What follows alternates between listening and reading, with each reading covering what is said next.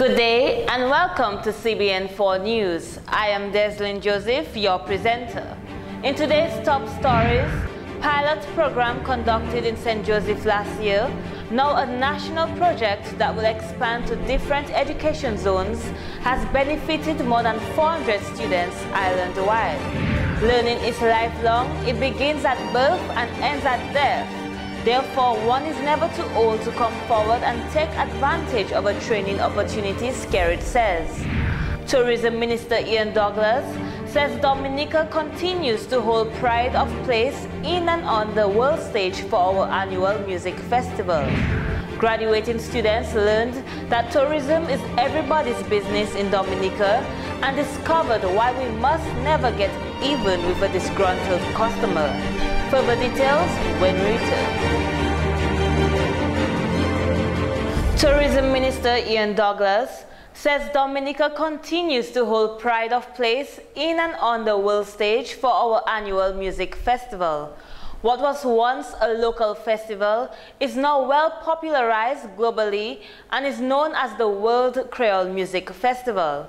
Douglas says the world sets its sights on Dominica in October as we present to our nationals and visitors alike the greatest musical treat on the earth. Creole land and the sights and songs of this gem beyond compare, Dominica, the nature island of the world.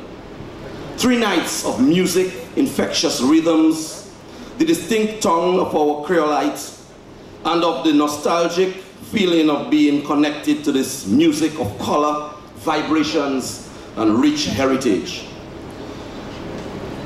We bring to you back from the past, and to remind you of our unique Calypso songs, the compa and zouk of our Haitian and French Antillean neighbors, and then to take you forward into the mind-boggling song of our bouillon, soca, Afro zouk, and fusion music of all. Continued, we are proud as a government and people of Dominica to present the 18th edition of this quite unique event in the world. The Tourism Minister joins with the government of Dominica in their continued support of this event and as a flagship event for Destination Dominica. Resources to the Discover Dominica Authority and to the Dominica Festivals Committee to ensure that we can stage another edition of the same fervor and the same character as we have done for this past 18 years. The government fully recognizes the value of the festival and the role it plays in branding the destination, generating foreign exchange, and the employment it creates in the many subsectors and businesses across the island. Mr. Douglas revealed that the festival attracts thousands of visitors to the nation, making this period the biggest and most important for our tourism industry. Undoubtedly, the cultural and tourism highlights of Dominica, generating around 4,000 to 5,000 of this country's tourism arrivals each year, and contributing millions in foreign exchange and supporting many other vital sectors of the national economy. The prognosis for this year's arrival numbers is healthy, with hotels already reporting heavy bookings for the period of the festival. It means, therefore, that we can no longer treat the festival as a frivolous child. It has become a responsible adult in this period of the transitioning of our economy from its heavy agro reliance to a more service and knowledge-based economy.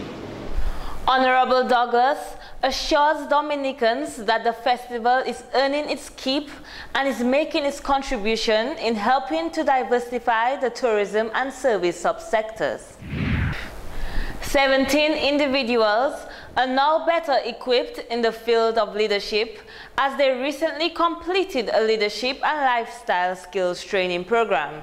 They were all recognized at a graduation ceremony on Thursday, June 26 under the theme, Developing Minds for a Brighter Tomorrow.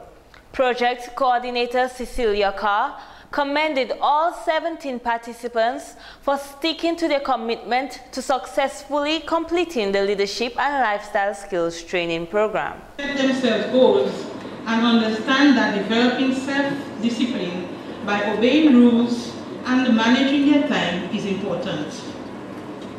I would like to acknowledge in a special way the assistance provided by two young men of the church, namely Jean-Marc Fontaine. Is Jean-Marc here today? Yes? Jean-Marc, right at the back.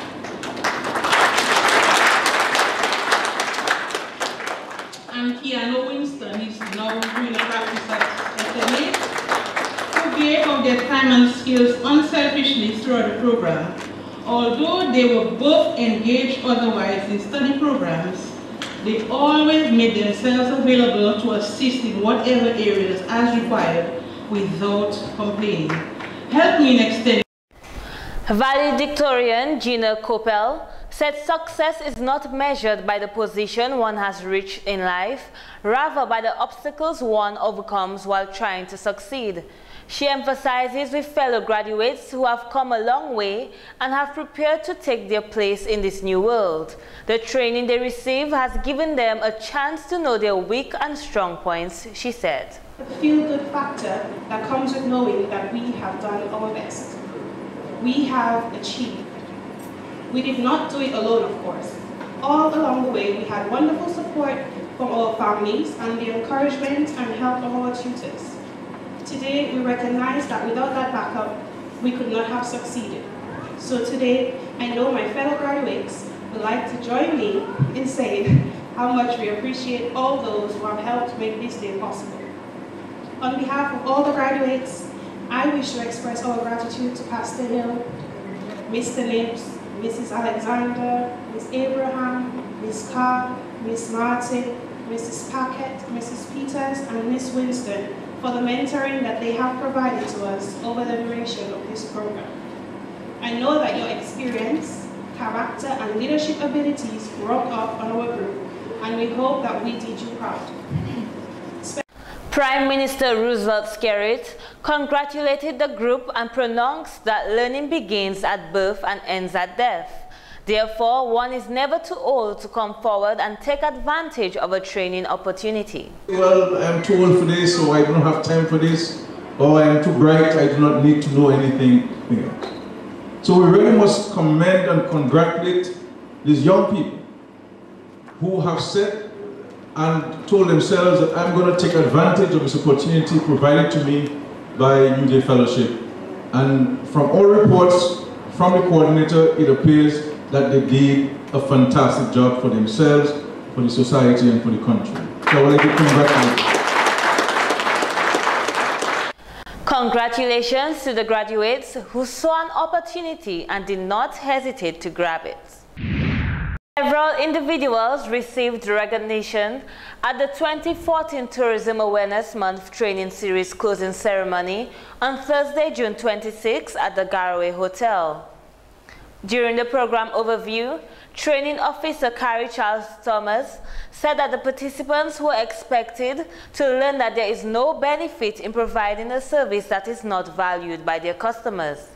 Thomas explained that there are two main reasons why it is vital to deliver superb customer service.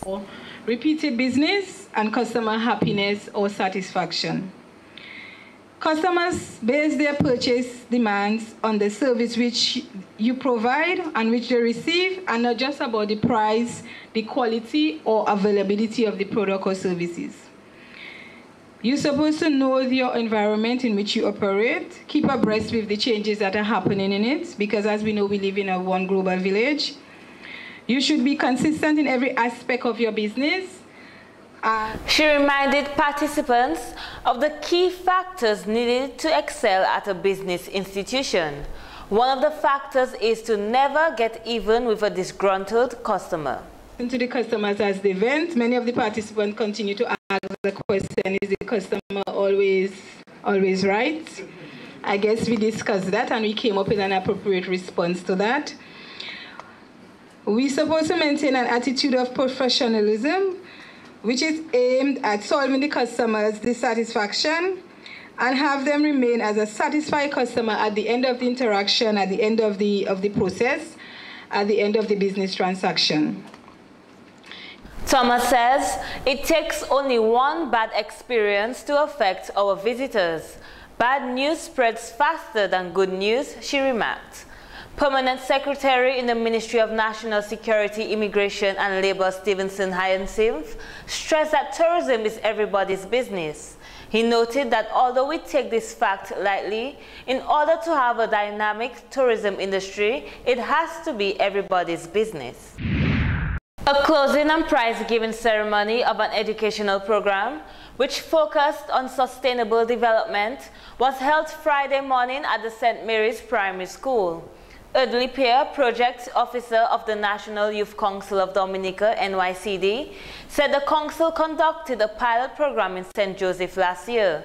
It was then developed into a national project that will enable them to look at different education zones. This morning is the closing and prize-giving ceremony here at SMP. They are part of the Sustainable Development Education Program, which the National Youth Council has put forth to give awareness, and especially sustainable development issues and environmental issues which we face in Dominica. So what took place here at SMP this morning was a closing program for their session.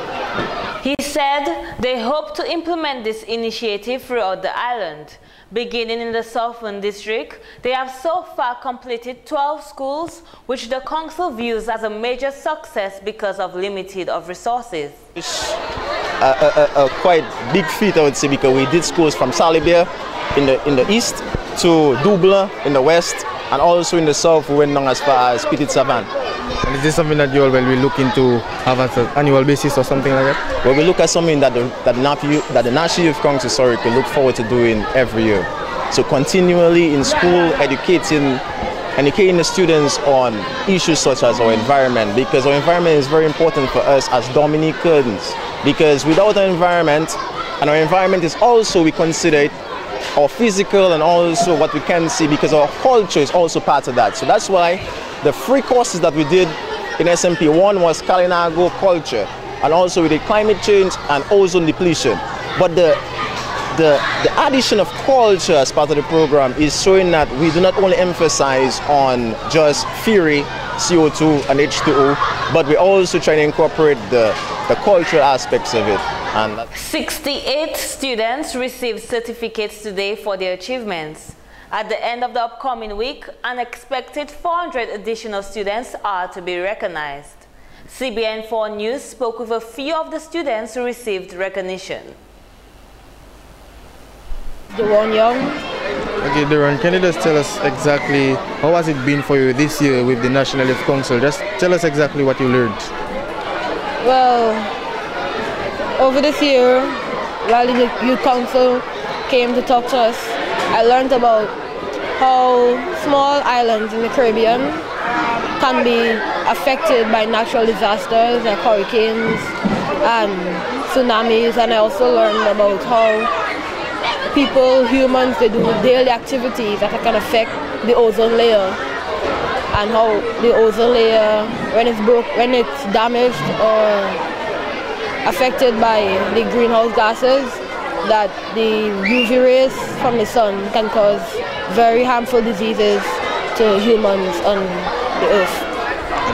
Another student had this to say. Child St. Louis. Okay, Michelle, can you just tell us exactly how has it been for you this year with the National Youth Council? Yeah, it was a fun experience with my classmates. We learned a lot about the ozone layer, like how it takes 25 years for it to be destroyed, but it only takes 50 years for it to replenish itself. And how we have to watch out for the different aerosol cans that we spray, like sunscreen, Baygon, stuff like things we use in our everyday life. Like how we have to dispose of garbage properly and try not to start fires. All that can help us with a better living, cause less global warming, and allow the ozone layer to repair itself so that we can have long life on Earth. Welcome to your CBN4 Sports. Yesterday was a rest day in Brazil for the FIFA World Cup players, but we know that before the rest day, the Germans defeated the US national team by 1-0 on Thursday, while I predicted the scoreline to be 1-0 to the opposite direction. Things didn't go my way, but you guys may be glued to your television screens today with Chile looking to crush the Germans, and you know me, I am going with the underdogs, Chile. I am predicting the scoreline to be 2-1 in favor of the Chileans. Moving across to another South American country, Uruguay, the Uruguayan striker Luis Suarez has been banned for 4 months from all football-related activities. Suarez received the ban for biting Italian defender Giorgio Chiellini in Tuesday's Group D match. The Liverpool player, who is now 27 years of age, has also been banned for 9 international matches, ruling him out of the rest of the 2014 FIFA World Cup. The striker is said to miss the first 9 games of the 2014-2015 Barclays Premier League season, which is due to commence on Saturday, August 16, 2014. Suarez has also been fined 100,000 Swiss francs, which is estimated at £65,680. This is the 3rd time that the striker is committing a biting offense. In 2010, he was suspended for 7 league games after biting PSV Eindhoven's Otman Bakal. He was later suspended for 10 games in the Premier League for biting Chelsea's Branislav Ivanovic, and now the biting of Italy defender Giorgio Chiellini in the 2014 FIFA World Cup. Moving over to cricket, where West Indies are taking on the New Zealand. West Indies looked in firm control of the 3rd and final test match against New Zealand before rain interrupted much of the 2nd day. The West Indies reached 180 for 2 before the inclement weather intervened. They looked comfortable but powerless to the showers in Bridgetown, Barbados. The West Indians begin the day on 32 without loss, 261 runs behind, but with 10 wickets in the hand and plenty of time for openers Chris Gayle and Craig Brathwaite to score big. Gayle managed 42 of 53 deliveries, but he was caught by Rutherford with the score on 79 for 1. Brathwaite later made a statement with his bat by scoring another half-century in just his 12th test match. He scored 68 in 116 deliveries, leaving the West Indies total on 153 for 2 in 34.2 overs. If the weather holds up on day 3 of the final test match, the Windies will resume with Kirk Edwards not out on 43 and Darren Bravo on 18, 113 runs behind New Zealand's 293. Sticking with cricket, this time on the local market, 2 primary schools makes it to the finals of the Sports Division 10-10 Cricket Festival.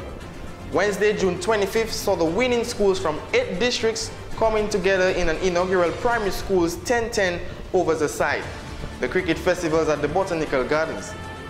The schools which participated in the knockout format competition were Mahu Primary, Salisbury Primary, Siniku Primary, the Kalibishi Primary School, Sufria Primary School, the Roosevelt Douglas Primary, Granbury Primary, and the Delicis Primary School. In match 1, Siniku Primary took on the Roosevelt Douglas Primary School. The Siniku batted first and posted a total of 81 runs for the loss of 3 wickets in their 10 overs. RDPS in their turn at the crease could only manage 71 for the loss of 6 in their allotted 10 overs. In match 2, the Kalibishi Primary defeated the Salisbury Primary by 36 runs to earn themselves a spot in the next round. Kalibishi Primary 70 for 4 in 10 overs, Salisbury Primary 34 for 7 in their 10. In other matches in the 10-10 festival, the Sufria Primary School won by 10 wickets over the Granbury Primary, while the Maho Primary won by 17 over the Delicis Primary School. The schools that qualified for the semi-finals were the Siniku Primary, Kalibishi Primary, the Maho Primary School, and the Sufria Primary School.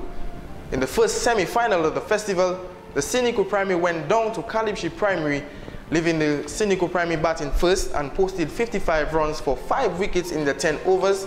Kalibishi in their turn posted 58 for just 2 in 7.4 overs. Siniku won by 8 wickets. The second semi-final match saw a different twist, with the Sufria Primary hammering the Mahu Primary School by 64 runs. Sufria 122 for 1 in their 10 overs and Mahu Primary School 58 for 3 in their 10 overs. Kalibishi and Sufria Primary Schools are into the finals, which will take place on Tuesday, 1st July 2014. The festival proved to be an exciting event with very good scores coming from the different schools.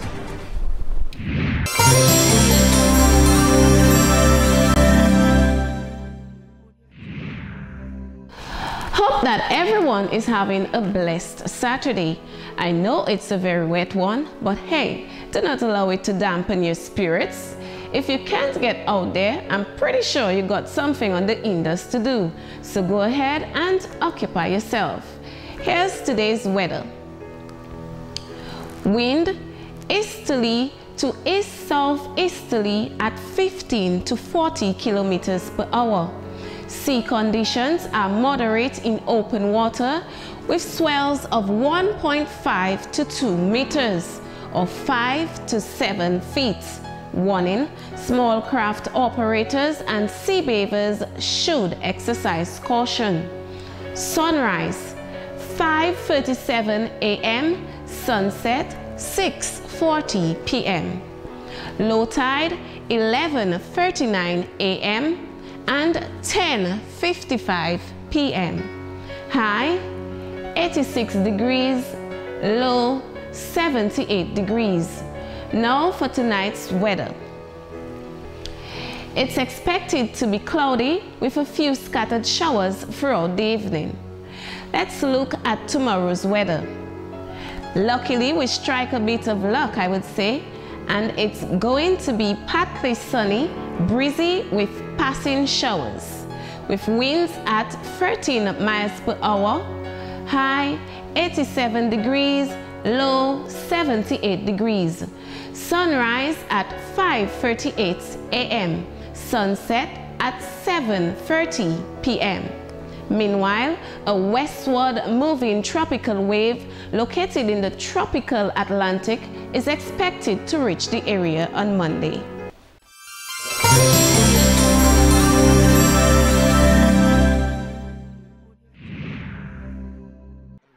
And this takes us to the end of our news package for today. On behalf of CBN4 News Production Team, thank you for watching. Like us on Facebook, follow us on Twitter, hit us up on WhatsApp, and feel free to comment.